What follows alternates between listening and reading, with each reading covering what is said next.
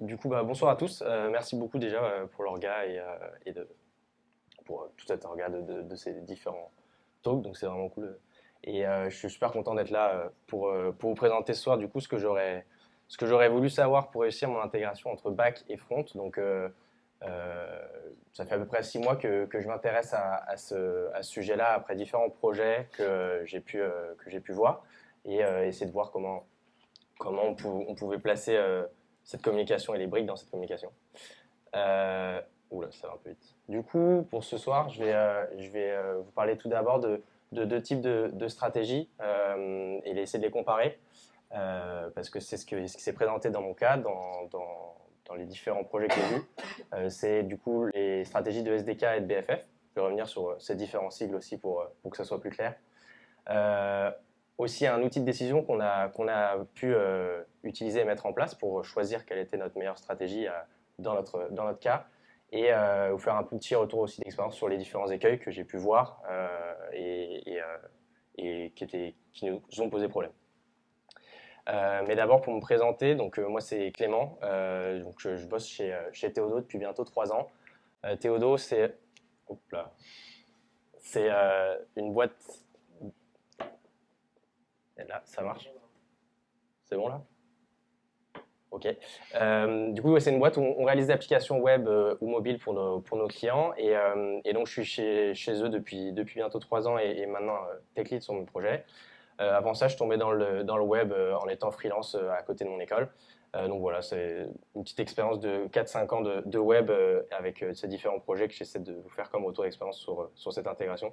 Si vous voulez discuter d'autres choses aussi à la fin, comme monter le Mont Ventoux en vélo ou la musique ou encore de l'engagement, parce que je fais aussi réserviste chez les pompiers de Paris, n'hésitez pas à la fin de ce talk, je serai disponible pour en parler. Mais pour commencer, du coup, je vais planter un peu le décor. Qu'est-ce que j'entends par SDK et BFF? Donc, d'abord, l'application sur laquelle je me suis penché, notre client qui était plutôt. Donc, je sais pas si on voit pas super bien les contrastes, mais bon. Vous avez du coup sur la partie de droite différents microservices et sur la partie de gauche les applications front. On est sur un client qui est sur le domaine du transport et qui au début voulait qu'on réalise une première web application et derrière une application mobile. On a commencé donc par la web app, deux microservices, puis on a commencé à rajouter un autre microservice, puis une nouvelle application mobile et les communications entre le front et le back commençaient à aller un peu dans tous les sens. Pas mal d'agrégation de données du côté de nos clients front et de communication sur ces services. Et là, on a eu deux possibilités de stratégie qu'on a identifiées. D'abord, le SDK pour essayer de déployer, d'avoir une architecture un peu plus euh, décomposée pour cette logique. Donc là, le SDK, le Software Development Kit, nous permettait de déplacer de la logique côté de nos clients dans différentes libs, globalement, les contacts avec les communications avec les API, l'agrégation de la donnée, et de proposer ça du coup à nos fronts et notre code base front qui pouvait se concentrer uniquement sur les composants qu'on voulait afficher et les pages.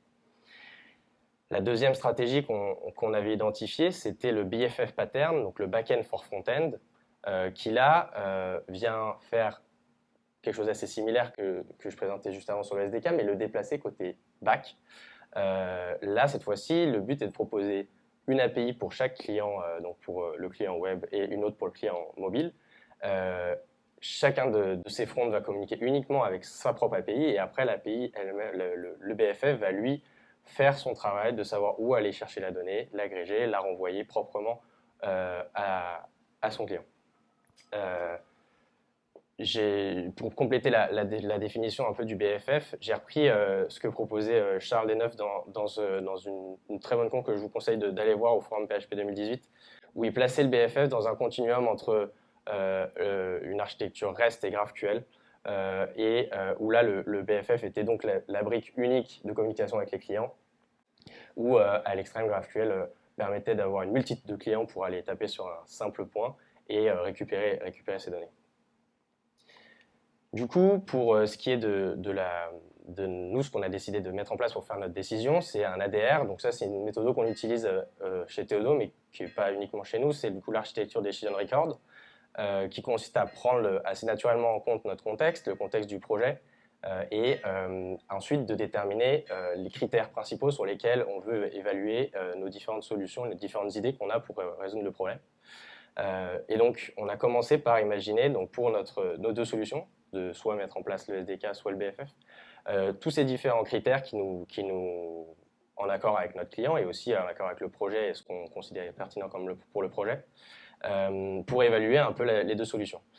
Donc, je vais passer sur les différents, à la fois la gestion des versions, la perf, la répartition des responsabilités entre le front et le back, les découplages front et back ou entre les services, la possibilité de scale et le maintien de la charge, et enfin les aspects gain.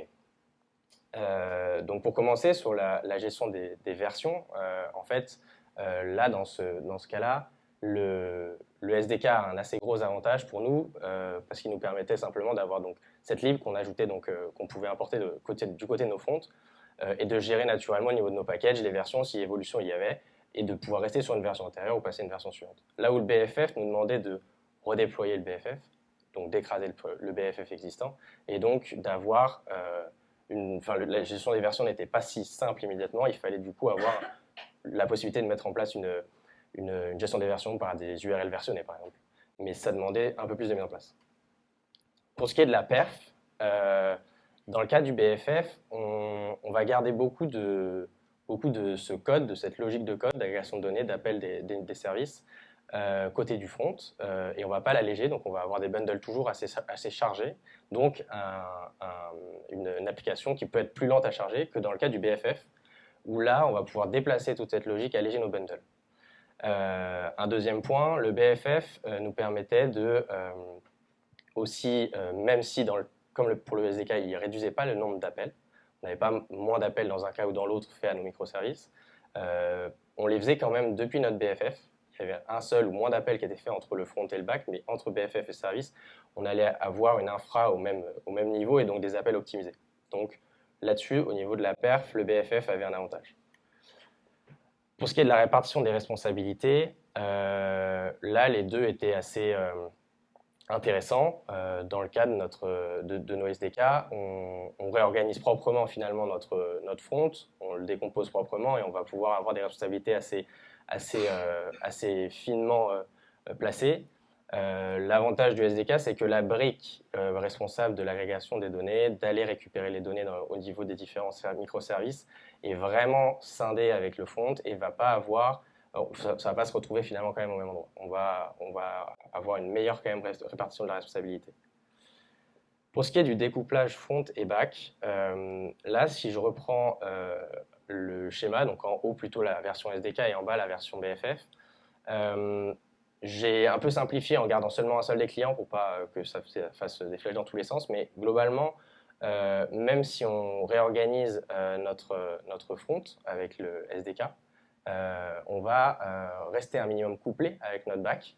Un exemple par exemple, un exemple qui est assez parlant sur le cas des erreurs, c'est que si on se retrouve sur un appel où on va avoir un de mes microservices qui sera OK et l'autre KO, du côté front, on va avoir ces deux appels et il ne va pas forcément pouvoir traiter l'erreur derrière. Il va juste avoir ces deux erreurs et on ne va peut-être pas pouvoir afficher quelque chose de clair au client et à l'utilisateur. Derrière, dans le cas du BFF, on va pouvoir interpréter ces erreurs et avoir une erreur pré-mâchée, plus compréhensible pour le front et plus interprétable et donc une expérience utilisateur meilleure. Et de cette manière, on va pouvoir découpler notre front de ce que le back va pouvoir de ce que nos microservices vont pouvoir envoyer et eux pouvoir se concentrer sur purement le métier.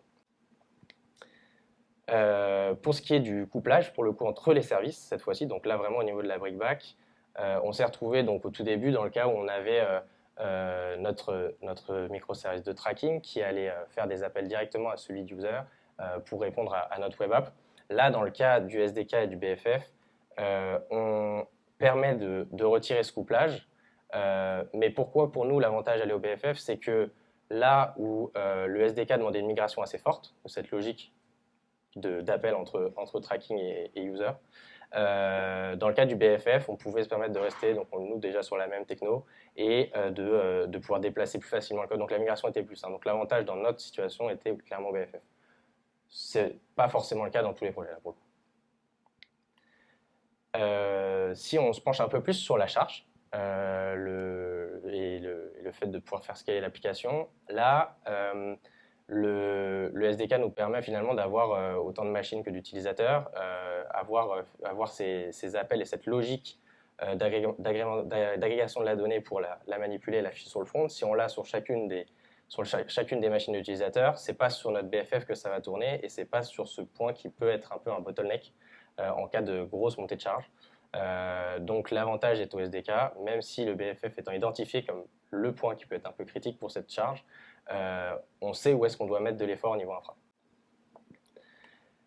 Et pour finir sur l'aspect green, qui rejoint pas mal l'aspect performance finalement, là où le SDK, donc pour un peu les mêmes raisons, va pas forcément alléger les bundles et réduire les appels, le BFF nous permet clairement d'être plus efficace là-dessus et meilleur, et donc d'avoir finalement un impact green de l'application réduit. Voilà. Après, en fait, sur un autre projet, on s'est rendu compte que là, dans mon cas, il y avait tous les microservices qui étaient dans notre infra de notre côté. Mais si je déplace certains de mes microservices sur une infra tiers, et que finalement, je n'ai pas forcément la main dessus, l'aspect BFF, la ligne sur l'ADR à propos du BFF est un peu modifiée. Et donc, là, j'attire un peu plus votre attention sur ces 3 points. C'est plutôt sur la perf, le couplage des services et l'aspect green, où on va avoir ça va être un peu moins efficace que dans le cas du BFF où tout est hosté un peu au même endroit. Car déjà, au niveau des appels réseau, pour le coup, on ne va pas pouvoir avoir une optimisation des appels entre notre BFF et nos microservices. Ce qui, du coup, réduit la note niveau performance et green. Et pour le couplage entre les services, là où quand on avait la main dessus, on pouvait vraiment décider de migrer, de déplacer notre logique et la placer évidemment au niveau du BFF, et ben là, on va juste être dépendant de notre service tiers, on ne pourra pas avoir cet impact-là. Donc, l'intérêt là du BFF est réduit. Enfin, pour finir, je vais revenir sur 2 petits écueils que j'ai pu voir sur différents projets. Si on reprend dans le cas du back-end for front-end, l'aspect de la gestion de la donnée, notre client, et ce qui avait traduit un peu une mauvaise compréhension de l'usage vraiment du BFF, avait la volonté de placer, en fait, donc là je vous ai placé les DB au niveau des microservices, mais d'en placer aussi au niveau des BFF, ce qui n'a pas véritablement de sens sur la brique en question. Ce qu'on souhaite vraiment sur le BFF, c'est pas d'ajouter de la donnée, c'est d'aller savoir où la chercher, comment l'agréger, et s'il faut aller en chercher de la complémentaire, et ensuite la renvoyer dans une interface claire et la plus stable possible pour le front. Par contre, ce qui peut avoir de l'intérêt au niveau de cette brique-là, et ce qui peut d'ailleurs être une solution au niveau des problèmes de perf, c'est d'avoir un cache optimisé, d'avoir un cache Redis bien fait pour pouvoir limiter les appels derrière et renvoyer le plus vite possible et de manière plus optimisée les appels de nos clients. Surtout qu'un BFF étant spécifique à un client va pouvoir savoir, enfin, à les routes spécifiques pour lui, donc il peut être plus efficace pour ce cache. Si on regarde un autre écueil, mais cette fois-ci plutôt sur le SDK, là j'ai mis un peu en surbrillance les SDK user parce que c'est dans le schéma en fait une des briques qui est partagée sur le SDK. Là, c'est plus sur le choix des technos. L'intérêt de cette brique de SDK est quand même d'être une interface et de pouvoir être utilisée dans pas mal de cas, donc aussi bien dans le cadre d'une application mobile ou d'une application web. Et donc dans le cas par exemple, dans notre cas où on était sur du React et du React Native, notre client était parti initialement, enfin avait déjà en place des SDK en JavaScript, et là l'impact était que en premier lieu on souhaitait déjà faire quelque chose de plus malléable, utilisable entre les applications, passer par exemple sur du TypeScript et quelque chose de typé et quelque chose de plus utilisable entre les différents frameworks était clairement une reco, et sur quoi on a commencé par travailler et était pertinent en premier lieu. Voilà, donc merci beaucoup. Si vous avez des questions, écoutez, je suis disponible.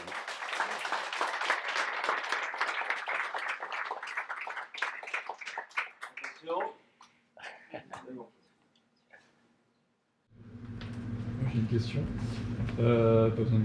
Au final, vous avez utilisé quoi comme techno pour agréger les différentes sources de données si vous avez utilisé les BFF? Oui. Ok. Du coup, vous avez utilisé quoi comme techno pour agréger au final les différents sources de données? En fait, on est resté on a utilisé notre techno de notre langage back qu'on avait sur nos microservices, qu'on a utilisé au niveau de nos BFF. Ok. Vous avez fait un express, un truc comme ça? Ouais, là, nous, on était sur une techno Java, mais Ok.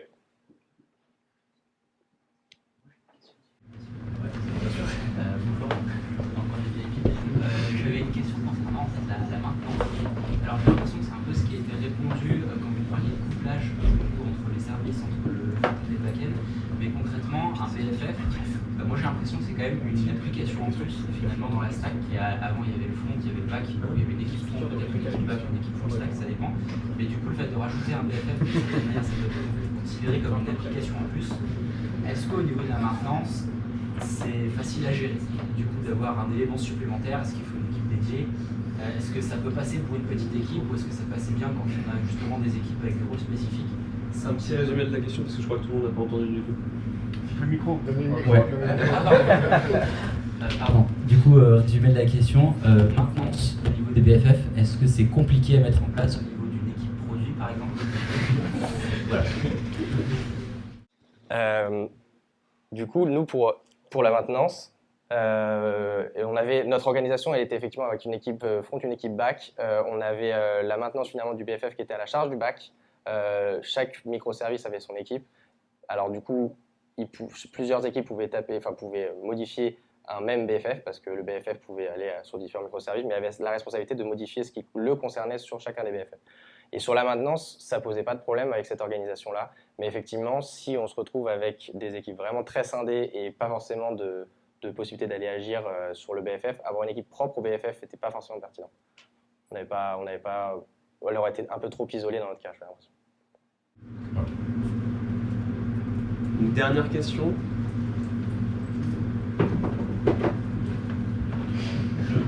Le fait d'avoir un seul point d'entrée pour tous les front-ends, ça ne fait pas perdre l'avantage du scaling qu'on gagne en faisant des microservices.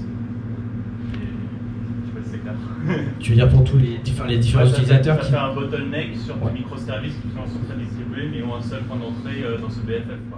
Oui, alors pour les fronts, du coup, pour l'application web qui va avoir, effectivement, pour la perf, ça pouvait poser un problème.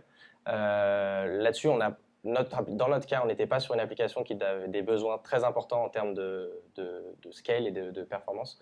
Donc ça restait suffisant. On était sur une application avec de l'ordre de 10 000 users à peu près, donc ça restait quand même tout à fait gérable.